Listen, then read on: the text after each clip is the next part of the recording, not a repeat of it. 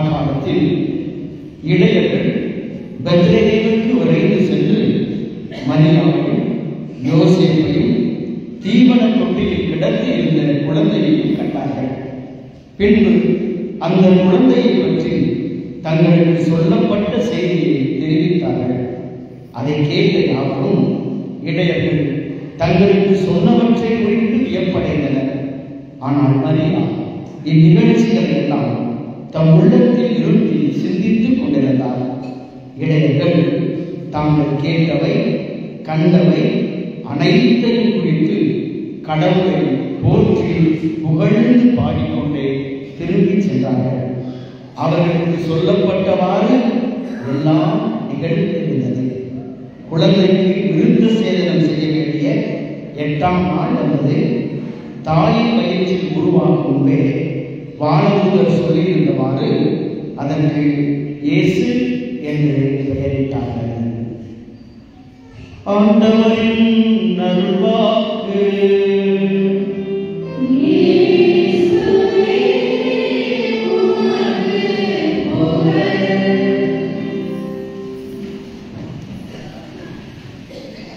தாயின் மடியால் உலகம் அவள் தாளை பணிந்திடுவோம். அவள் செய்யும் பரிதாம் மோசம் நம் சேசுவை தொழுதிடுவோம். தாயின் மடியால் உலகம் அவள் தாளை பணிந்திடுவோம். பிள்ளை என்றும் வாழ நல்லது எல்லாம் தருவாய். பிள்ளை என்றும் வாழ நல்லது எல்லாம் தருவாய். அவள் என்றும் மகிழ அவள் உள்ளம் என்றும் மகிழ. உண்மையின் வழியில் காணப்போம். தாயின் மடியால் உலகம் அவள் தாளை பணிந்திடுவோம். அன்னை மரியாள் உள்ளம் ஆழம் காணக் கடலாம். அன்னை மரியாள் உள்ளம் ஆழம் காணக் கடலாம். அவள் அன்பு கருணை உருவாம். ஆண்டவர் தந்த அரும்பொருளாம். தாயின் மடியால் உலகம் அவள் தாளை பணிந்திடுவோம். அவள் செய்யும் பரிதாம் மோசம் நம் சேசுவை தொழுதிடுவோம். தாயின் மடியால் உலகம் அவள் தாளை பணிந்திடுவோம். மரியே வாழ்க, மரியே வாழ்க, என் மாதாவே வாழ்க, என் அன்னையே வாழ்க, இறைவனின் தாயே வாழ்க. ஹalleluya, ஹalleluya, praise the Lord, praise the Lord. மரியே வாழ்க, மரியே வாழ்க. இயேசு கிறிஸ்துவில் பிரியமுள்ள சகோதர சகோதரிகளே, நிறைவோடும் எத்தனையோ எதிர்பார்ப்புகளோடும் மகிழ்ச்சியோடும் நம்பிக்கையோடும் இறைவனுடைய ஆசீர்வாதத்தை நம்பி இந்த புதிய ஆண்டை நாம் ஆரம்பித்திருக்கிறோம். கடவுள் இந்த புதிய ஆண்டை அவரது இரக்கத்தின் ஆண்டாய், அவரது நிறைவின் ஆண்டாய், அவரது அருளின் ஆண்டாய் மீண்டுமாய் நமக்கு இந்த 2025 இயேசு கிறிஸ்துவினுடைய பிறப்பின் யூபிலி ஆண்டாய், மகிழ்ச்சி ஆண்டாய் நமக்கு கொடுத்திருக்கிறார். பிரைஸ் தி லார்ட், ஹalleluya. கரங்களை தட்டி ஆண்டவருக்கு நன்றி சொல்லுவோமா? இந்த புதிய ஆண்டில, இந்த புதிய ஆண்டின் முதல் நாளில நாம் இந்த ஆண்டு முழுவதுமாக நாம் மகிழ்ச்சியோடும் நிறைவோடும் சமாதானத்தோடும் எல்லா விண்ணகத்தின் கொடைகளோடும் நாம் வாழ வேண்டும் என்றால், நாம் நினைக்கின்ற காரியங்கள், நாம் எதிர்பார்க்கின்ற எல்லாம் நமக்கு கைகூட வேண்டும் என்றால், இறைவன் நமக்கு இந்த வருடத்தின் முதல் நாளில அவர் நமக்கு ஒரு மாபெரும் பரிசை கொடுத்து இந்த ஆண்டு முழுவதும் நம்மை வழிநடத்தப் போகிறார். அவர் கொடுத்திருக்கிற மாபெரும் பரிசுதான் நம் தாய் அன்னை மரியாள். மரியே வாழ்க, மரியே வாழ்க. இயேசு கிறிஸ்து பிரியமுள்ள சகோதர சகோதரிகளே, இன்று நாம் 4 பெருவிழாக்களை கொண்டாடுகின்றோம்.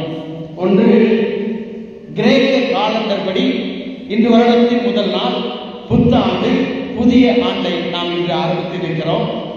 இரண்டாவதாக, நம் தாய் திருச்சபை நமக்கு அன்னை மரியாள் இறைவனின் தாய், கடவுளை பெற்றெடுத்தவர், இறைவனை பெற்றெடுத்தவர் அன்னை மரியாள் என்ற மாபெரும் ஒரு மறை உண்மையை, ஒரு மகிழ்ச்சி செய்தியை நம் எல்லோருக்கும் மகிழ்வாய் அறிவித்து, அன்னை மரியாள் இறைவனின் தாய் என்ற இந்த பெருவிழாவை, இந்த பெருவிழாவோடு அன்னையோடு நாம் இந்த ஆண்டை கொண்டாட இந்த நாளிலே நாம் அழைக்கப்பட்டிருக்கிறோம். மூன்றாவதாக, இயேசு கிறிஸ்து பிறந்த 8ஆம் நாள். இயேசு கிறிஸ்து பிறந்த 8ஆம் நாள் கிறிஸ்து பிறப்பின் எண்கிழமையின் இறுதி நாள். நான்காவதாக, இயேசுவுக்கு பெயர் சூட்டிய விழா. இன்று இயேசுவுக்கு பெயர் சூட்டிய விழா.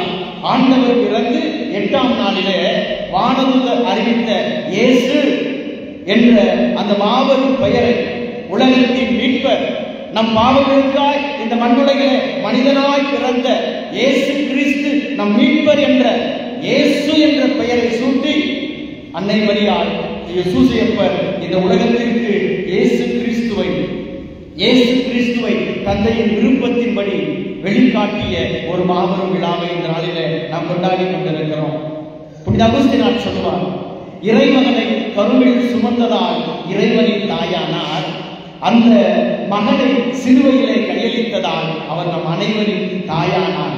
அமர்வுக்குரிய சகோதர சகோதரிகளே, இறைவனுக்கு தெரியும் எதற்காக தன் அன்னையை இந்த நாளில நமக்கு முன்மாதிரியாக வருடத்தின் முதல் நாளிலே கொடுத்திருக்கிறார் என்பது. காரணம், ஒரு தாய்க்குத்தான் தெரியும் தன் பிள்ளைகளுக்கு எது தேவை, எது தேவையில்லை, எது நல்லது, எது கெட்டது, எது கிடைக்க வேண்டும், எது கொடுக்க வேண்டும், எது கொடுக்க கூடாது. ஆக ஒரு தாய் உள்ளத்திற்கு தெரியும் தன் பிள்ளைகளுக்கு தேவை என்னவென்று. எனவேதான் நம் தாய்க்கு மட்டுமே தெரியும் இந்த வருடத்துல நமது தேவைகள் என்ன, நமது ஆசைகள் என்ன, நமது ஆசீர்வாதங்கள் என்ன, நாம் நினைக்கின்ற காரியங்கள் என்ன, நாம் எதிர்பார்த்திருக்கின்ற எதிர்பார்ப்புகள் என்ன என்று நம் தாய்க்கு தெரியும். எனவேதான் நம்மை தாயின் கரங்களிலே, அவரது அந்த புனிதமிக்க மடியிலே ஒப்புக் கொடுத்து தாய் திருச்சபை நம்மை இந்த ஆண்டு முழுவதுமாக அந்த அன்னையின் கரங்களுக்குள்ளே நீங்கள் உங்களை புதைத்துக் கொள்ளுங்கள். அந்த தாயின் கரங்களை பிடித்து நீங்கள் நடந்து கொள்ளுங்கள். அந்த தாயின் மடியில நீங்கள் துன்பத்திலும் துயரத்திலும் வேதனையிலும் துக்கத்திலும் துயரத்திலும் சோதனையிலும் சோர்விலும் இருக்கின்ற பொழுதெல்லாம் அந்த தாயின் மடிகளுக்குள்ளே நீங்கள் தஞ்சம் கொள்ளுங்கள். இயேசு கிறிஸ்துவை தாங்கிய அந்த மடி உங்களை தாங்கிக் கொள்ளும். இயேசு கிறிஸ்துவை அரவணைத்த அந்த கரங்கள் உங்களை அரவணைத்துக் கொள்ளும். இயேசு கிறிஸ்துவை அன்பு செய்த அந்த இதயம் உங்களையும் அன்பு செய்யும். நமக்காய் ஒரு தாய் இருக்கிறார்.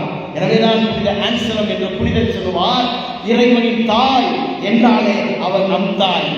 இறைவனின் தாய் என்பவர் அவர் நம் தாயாய் இருக்கிறார். எனவே நம் தாய், இறைவனின் தாய் என்ற அந்த சத்தியத்தை ஒவ்வொரு நாளும் நாம் கொண்டாட வேண்டும் என்பதற்காகத்தான் வருடத்தின் முதல் நாளில இறைவனின் தாய் அன்னை மரியாள் நம் தாய் என்ற இந்த சிந்தனையை, இந்த நம்பிக்கையை நமக்கு இந்த உலகமும் திரு அவையும் கொடுத்திருக்கிறது. ஒவ்வொரு நாளும் இறைவனோடு வாழ வேண்டும், ஒவ்வொரு நாளும் இறை அன்னையோடு வாழ வேண்டும். அன்புக்குரியவர்களே, எனவேதான் புனித பிரான்சிஸ் சலேசியார் சொல்லுவார், நான் அன்னையை எங்கெல்லாம் காண்கிறேனோ அங்கெல்லாம் அவர் மகனை காண்கிறேன். அன்னையை நான் எங்கெல்லாம் காண்கிறேனோ அங்கெல்லாம் அவர் மகன் இயேசு கிறிஸ்துவை காண்கிறேன். நான் எங்கெல்லாம் இயேசு கிறிஸ்துவை நான் காண்கிறேனோ அங்கெல்லாம் நான் அன்னையை காண்கிறேன். அங்கெல்லாம் நான் அன்னையை காண்கிறேன். அந்த அன்னையிடம் நீங்கள் ஒரு சிறு குழந்தையை போல ஓடி வாருங்கள். அந்த அன்னையிடம் ஒரு சிறு குழந்தையை போல நீங்கள் ஓடி வாருங்கள். அந்த அன்னை நம்பிக்கையின் தாய், அந்த அன்னை ஆசீர்வாதத்தின் தாய், அந்த அன்னை அடைக்கலத்தின் தாய், அந்த அன்னை பாதுகாப்பின் தாய். அவர்களுக்குரியவர்களே, இறைவனின் தாய் என்ற மாபெரும் சத்தியத்தை இந்த நாளில் நாம் சிந்திக்கின்ற வேளையில, இறைவனின் தாய் என்று எப்படி இந்த உலகம் அறிந்து கொண்டது, அல்லது அதன் கோட்பாடுகள் என்ன, அடிப்படையில் என்ன என்று நாம் சிந்திக்கின்ற வேளையில, ஆண்டவருடைய தாயை இறைவன் நமக்கு பரிசாய் கொடுத்திருக்கிறார் என்பது இறைவனிடத்தில் இருக்கிறதா என்ற பல்வேறு சந்தேகங்களுக்கு மத்தியில் அன்னை மரியாள் இயேசு கிறிஸ்து என்ற மனிதனைத்தான் பெற்றெடுத்தார். அவன் இறைவனின் தாய் அல்ல, இறைவனின் தாய் அல்ல, அவன் இறைவனை பெற்றெடுக்கவில்லை என்று பல்வேறு விதமான தவறான தப்பறைகள் வெளிப்படுத்தப்பட்ட நாளில அன்னை மரியாளை குறித்து தவறான கொள்கைகளை பரப்பிக் கொண்டிருந்த அந்த வேளையில இறைவனின் தாய் அன்னை மரியாள் பெற்றெடுத்தது இறைவன் என்பதை உலகிற்கு உறக்க சொல்லியது கத்தோலிக்க திரு அவை. எதன் அடிப்படையில்? இறைவனுடைய இதற்கான சாட்சியங்கள், சான்றுகள் எங்கே இருக்கிறது? அன்புக்குரியவர்களே, லூக்கா செய்தி 1ஆம் அதிகாரம் 28ஆம் வசனத்துல அன்னை மரியாளுக்கு வானதூதர் தோன்றுகிறார். அன்னை மரியாளுக்கு வானதூதர் தோன்றி, அருள்மிக பெற்றவரே வாழ்க, ஆண்டவர் உம்மோடு இருக்கிறார், கடவுள் உம்மோடு இருக்கிறார், இறைவன் உம்மோடு இருக்கிறார். Praise the Lord. மரியே வாழ்க. வானதூதருடைய வாக்கு என்ன? அவருடைய அந்த வாழ்த்தொடை என்ன? அருள்மிக பெற்றவரே நீர் வாழ்க, ஆண்டவர் உம்மோடு இருக்கிறார், இறைவன் உம்மோடு இருக்கிறார், கடவுள் உம்மோடு இருக்கிறார். எனவேதான் அந்த வாழ்த்தை குறித்து அன்னை மரியாள் கலங்குகிறாள், கலக்கமுறுகிறார்.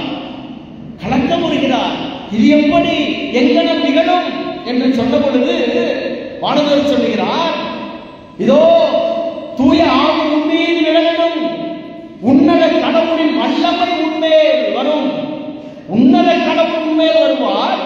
எனவே உம்மிடம் பிறக்கப் போகிற குழந்தை தூயது இறைமகன், தூயது இறைமகன்.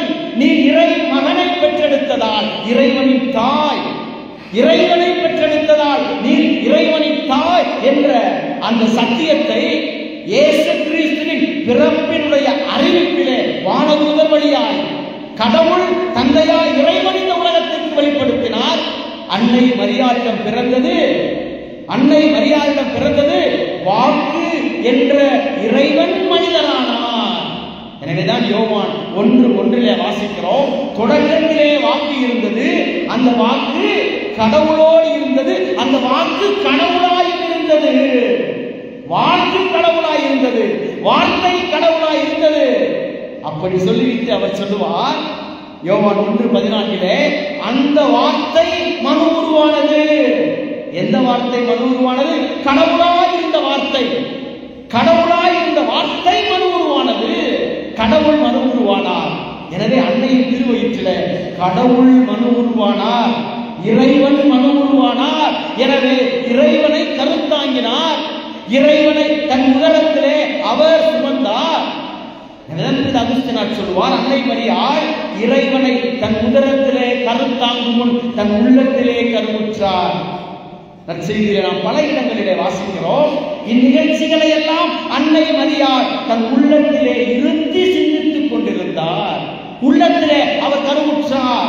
இறை மகனை, வார்த்தையை தன் எண்ணத்திலும் உள்ளத்திலும் அவர் கருவுற்றார். தன் உடலிலே அதை மனு உருவாய் நமக்கு கொடுத்தார். எனவே அந்த சத்தியத்தை மீண்டும் உறுதிப்படுத்தும் விதமாக அன்னை மரியாள் எலிசபெத்தை சந்திக்க செல்கின்ற பொழுது லூக்கா நற்செய்தி 1:45 நாம் வாசிக்கிறோம், எலிசபெத்து தூய ஆவியால் நிரப்பப்பட்டு ஆண்டவரின் தாய் என்னிடம் வர நான் யார், ஆண்டவரின் தாய் என்னிடம் வருவதற்கு நான் யார் என்று அன்னை மரியாளை ஆண்டவரின் தாயாய், என் ஆண்டவரின் தாயாய், என் இறைவனின் தாயாய், கடவுளின் தாயாய், தூய ஆவியால் நிரப்பப்பட்ட எலிசபெத்து அங்கு ஒரு மாபெரும் சத்தியத்தை தூய ஆவியானவர் அவர் வழியாய் பேசுகிறார். அமர்வுக்குரியவர்களே, இறை விவிலியம் நமக்கு தெளிவாய் நமக்கு கற்றுக் கொடுக்கிறது. அன்னை மரியாள் இறைவனின் தாய், அன்னை மரியாள் கடவுளின் தாய் என்ற ஒரு மாபெரும் சத்தியத்தை நமக்கு கற்றுக் கொடுக்கிறது. அமர்வுக்குரியவர்களே, ஆண்டவரை அன்னை மரியாள் நமக்காய் இந்த உலகத்திற்கு கொடுத்தார், எனவேதான் இந்த தாமஸ் அக்வினாஸ் சொல்லுவார், இந்த உலகத்திற்கு எல்லா அருளும் எல்லா கொடைகளும் இறைவனின் எல்லா ஆசீர்வாதங்களும், இந்த உலகத்திற்கு இறைவனுடைய அன்பும் மன்னிப்பும் இரக்கமும் கருணையும் கிருபையும் மீட்பும் இயேசு கிறிஸ்து வழியாய் கொடுக்கப்பட்டது. ஆனால் அந்த இயேசு கிறிஸ்துவை இந்த உலகத்திற்கு கொடுத்தவர் அன்னை மரியாள். எல்லா அருளும் இயேசு கிறிஸ்து வழியாய் கொடுக்கப்பட்டது. ஆனால் இயேசு கிறிஸ்து இந்த உலகத்திற்கு கொடுக்கப்பட்டது அன்னை மரி வழியாகத்தான். மரியே வாழ்க, மரியே வாழ்க, மரியே வாழ்க. அன்னை மரி வழியாகத்தான் இந்த உலகத்தின் மீட்பு நமக்கு கொடுக்கப்பட்டது. இந்த உலகத்தின் மீட்பர் நமக்கு கொடுக்கப்பட்டார். அன்புக்குரியவர்களே, கத்தோலிக்க திரு அவையிலிருந்து பிரிந்து சென்று பிரிவினை சபையை உருவாக்கிய மார்ட்டின் லூத்தரை பற்றி நாம் கேள்விப்பட்டிருப்போம். அவர் அன்னை மரியாளை குறித்து என்ன சொல்லுகிறார் தெரியுமா? கத்தோலிக்க திரு அவையிலிருந்து அவர் மக்களை எல்லாம் கத்தோலிக்க திரு அவைக்கு எதிராய், புரோட்டஸ்டாண்ட் அப்படின்றால் கத்தோலிக்க திருச்சபைக்கு எதிராய் நிற்கின்ற சபை என்ற ஒரு சபையை அவர் நிறுவினார். அவர் அன்னை மரியாளை குறித்து அவர் சொன்ன சாட்சியம் என்ன தெரியுமா? அவர் சொல்லுகிறார், மனித அறிவுக்கு எட்டாத ஞானம் என்னவென்றால் அன்னை மரியாள் இறைவனின் தாயாக இருப்பதுதான். மனித அறிவுக்கு அது எட்டுவதில்லை. அப்படிப்பட்ட மனித அறிவுக்கு எட்டாமல் இருக்கின்ற ஒரு காரியம் என்னவென்றால் அன்னை மரியாள் இறைவனின் தாயாய் இருப்பதுதான். தொடர்ந்து சொல்கிறார், அன்னை மரியாவின் புகழை ஒரு வரியில் சொல்ல வேண்டும் என்றால் அவர் இறைவனின் தாய். அன்னை மரியாளின் புகழை ஒரு வரியில் சொல்ல வேண்டும் என்றால் அவர் இறைவனின் தாய். எனவே இந்த விசுவாச கோட்பாடை மூளையில் வைத்து சிந்திப்பதை விட, இந்த விசுவாச கோட்பாடை மூளையில் வைத்து சிந்திப்பதை விட இதயத்தில் வைத்து சிந்தியுங்கள், இதயத்தில் வைத்து சிந்தியுங்கள், அதுவே சாலச் சிறந்தது. இப்படிப்பட்ட அன்னை மரியாள் சாதாரண மனித வடிவில் இருந்த இயேசுவை மட்டும் சுமக்கவில்லை, மாறாக கடவுளும் இறைவனுமான இயேசு கிறிஸ்துவை பரிசுத்த ஆவியின் வல்லமையினால் கருத்தாங்கினார். அவர் தனது கண்ணிமை குன்றாமல் இயேசுவை கருத்தாங்கினார். எனவே இந்த உலகில் எந்த பெண்களுக்கும் கிடைக்காத சிறப்பு அன்னை மரியாவுக்கு கிடைத்தது. அதுதான் இறைவனின் தாயாயிருப்பது, அதுதான் இறைவனின் தாயாயிருப்பது என்று அன்னை மரியாளை தூற்றுகின்ற இவர் ஏற்படுத்திய இந்த புரோட்டஸ்டாண்ட் பிரிந்த சபைகள் அனைவரும் அவருடைய கூற்றை படிக்க வேண்டும், கற்றுக்கொள்ள வேண்டும். அன்னை மரியாள் இறைவனின் தாய், அன்னை மரியாள் கடவுளை பெற்றெடுத்த தாய். எனவேதான் புனித அகஸ்தீனார் சொல்லுவார், அன்னை மரியாளின் அன்பை, அன்னை மரியாளின் ஆசீர்வாதத்தை இந்த உலகம் மொழிகள் எல்லாம் சேர்ந்து கொண்டாடினாலும் போதிய வார்த்தைகள் கிடைக்காது என்று சொல்லி, என் உடல் எல்லாம், என் அங்கங்கள் எல்லாம் 1000 நாவுகளாய் மாறினாலும் ஒரு நாவு தான் இருக்கிறது. ஆனால் ஒருவேளை என் உடல் எல்லாம், என் அங்கங்கள் எல்லாம் நாவுகளாய் மாறினாலும், 1000 நாவுகளாய் மாறினாலும் அந்த அன்னையை போற்ற புகழ, அந்த அன்னையை அவருடைய பெருமையை பாட 1000 நாவுகள் போதாது, 1000 நாவுகள் போதாது. நாம் அன்புக்குரியவர்களே, அந்த தாய் இறைவனின் தாய் என்ற மாபெரும் சத்தியத்தை இந்த நாளில நாம் பெற்றுக்கொள்ளுவோம். இந்த உலகத்துல கிபி 5ஆம் நூற்றாண்டை சார்ந்த கொன்ஸ்டான்டின் நோவிலின் ஆயராக இருந்த நெஸ்டோரியஸ் என்பவர் என்ன செய்தார் என்றால், அன்னை மரியாள் இறைவனின் தாய் அல்ல, அவர் இயேசுவின் தாய், மனிதனாய் பிறந்த இயேசுவின் தாய் என்ற தப்பான கொள்கையை உலகத்திற்கு அவர் அறிவித்துக் கொண்டிருந்தார். அன்னை மரியாள் கடவுளின் தாய் அல்ல என்று பல குழப்பங்கள் ஏற்பட்டது. பல மனிதர்கள் குழம்பி போனார்கள். ஆம், அதை ஏற்றுக்கொள்ள கூட பல மனிதர்கள் தயங்கவில்லை. அப்படிப்பட்ட சூழ்நிலையில் தான் 1531 டிசம்பர் மாதம் 9 முதல் 12 வரை அன்னை மரியாள் குவாதலுப்பே என்ற இடத்துல ஜான் தியாகோ என்பவருக்கு அவர் காட்சி கொடுக்கிறார். காட்சி கொடுத்த பொழுது ஜான் தியாகோ அன்னை மரியாளுடைய அந்த பெருவிழாவை கொண்டாடுவதற்காக ஒவ்வொரு நாளும் அவர் ஆலயத்திற்கு செல்ல வேண்டும். மலையில் சூழ்ந்த இடங்களிலே ஏறி இறங்கி செல்ல வேண்டும். அப்படி ஒரு நாள் போகின்ற பொழுது அன்னை மரியாள் அவருக்கு காட்சி கொடுக்கிறார். காட்சி கொடுத்து இந்த இடத்துல எனக்கு ஆலயத்தை கட்ட வேண்டும் என்று 1000 போய் சொல்ல வேண்டும் என்று சொல்லுகிறார். 1000 போய் சொல்ல வேண்டும் என்று சொல்லுகிறார். அப்படி அவர் 1000 போய் சொன்ன பொழுது, எப்படி இதை நாங்கள் ஏற்றுக்கொள்வது? உம்மிடத்திலே தோன்றியவர் அன்னை மரியாள் தான் என்றால் எப்படி ஏற்றுக்கொள்வது? எங்களுக்கு ஒரு அடையாளம் வேண்டும் என்று சொன்ன பொழுது அவருக்கு மன கஷ்டமாகிறது. எனவே அவர் இந்த தொந்தரவு தாங்காமல் அடுத்த நாள் திருப்பள்ளிக்கு செல்கின்ற பொழுது அவர் வேற்று வழியாக செல்ல அவர் நினைக்கிறார். அப்பொழுது அந்த வேற்று வழியாக செல்கின்ற பொழுது அன்னை மரியாள் மீண்டும் குறுக்கிட்டு ஜான் தியாகோ, ஏன் வாட்டமாயிருக்கிறாய், ஏன் கலங்கி இருக்கிறாய், ஏன் கவலையோடு இருக்கிறாய் என்று சொன்ன பொழுது அவர் சொன்னார், 2 காரியங்களை சொன்னார். ஒன்று, எனது மாமா படுத்த படுக்கையாய் இருக்கிறார், இறக்கும் தருவாயில் இருக்கிறார். எனவே ஒரு குருவானவரை அழைத்து சென்று அவருக்கு நான் இறுதி அருள் சாதனத்தை நான் கொடுக்க நான் ஆசைப்படுகிறேன் என்று சொல்லி வேறு வழியாக நான் செல்கிறேன் என்று சொன்னார்.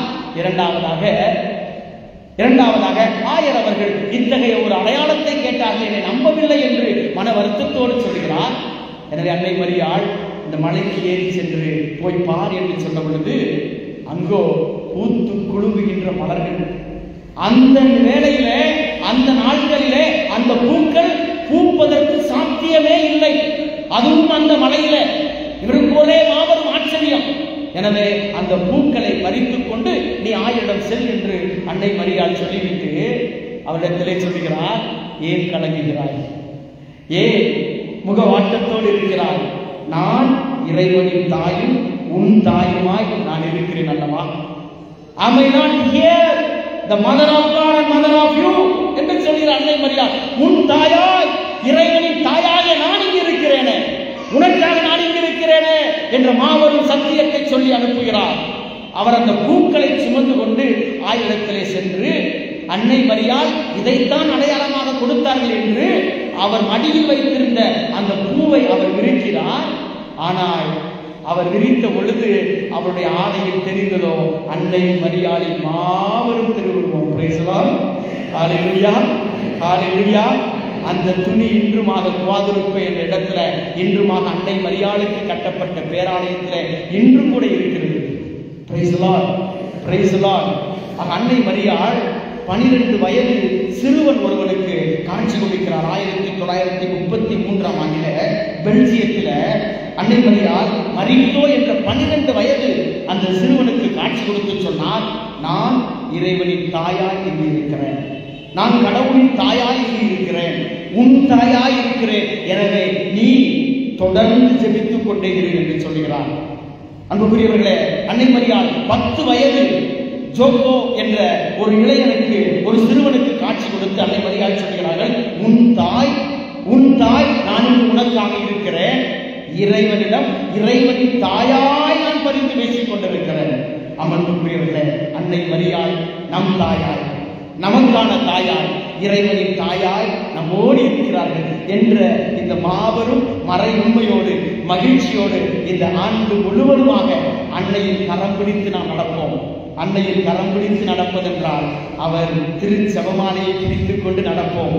அவர் திருச்செபமாலையை பிடித்துக் கொண்டு நடப்போம். நாம் தவற மாட்டோம், நாம் விடமாட்டோம். திருச்செபமாலை சொல்லாமல் நம் நாட்களை ஒரு நாளும் இந்த புதிய ஆண்டிலே நாம் முடிக்க வேண்டாம். குடும்பமாய் அமர்ந்து பிள்ளைகளோடு அமர்ந்து திருச்செபமாலை சொல்லிவிட்டு உங்கள் நாளை நீங்கள் ஒவ்வொரு நாளையும் நீங்கள் முடியுங்கள். அடுத்த நாளை நீங்கள் ஆச்சரியமாய் அற்புதமாய் நீங்கள் காண்பீர்கள். அமர்வுக்குரியவர்களே, இறைவன் இந்த நாளிலே முதல் வாசகத்திலே சொன்னதை போல கடவுள் நம் பக்கம் திரும்பி நமக்கு ஆசீர்வாதத்தை கொடுக்க தயாராக இருக்கிறார். நமக்கு ஆசீர்வாதத்தை கொடுக்க தயாராக நம் பக்கம் அவர் திரும்பி இருக்கிறார். நம் பக்கம் நாம் எப்பொழுது முகத்தை திருப்பிக் கொள்ளுவோம்? கோபமா இருந்தா, அல்லது அவங்க பிடிக்கலைனா, அல்லது அவங்க மேல வெறுப்பா இருந்தா, அல்லது அவர்களை சபித்தோம் என்றால் மூஞ்சியை பார்க்க மாட்டோம், முகத்தை பார்க்க மாட்டோம், திருப்பிக் கொள்வோம். ஆனால் நம் கடவுள் நம் மீது கோபப்படுவர் அல்ல, நம் மீது இறக்கப்படுபவர், நம் மீது வெறுப்புள்ளவர் அல்ல, நம்மை மன்னிப்பவர். அவர் தனது முகத்தை திருப்பிக் கொள்கிறவர் அல்ல, மாறாக அவர் முகத்தை நம்பகமாய் திருப்பி நமக்கு ஆசி வழங்குகிறார், நமக்கு ஆசி வழங்குகிறார்.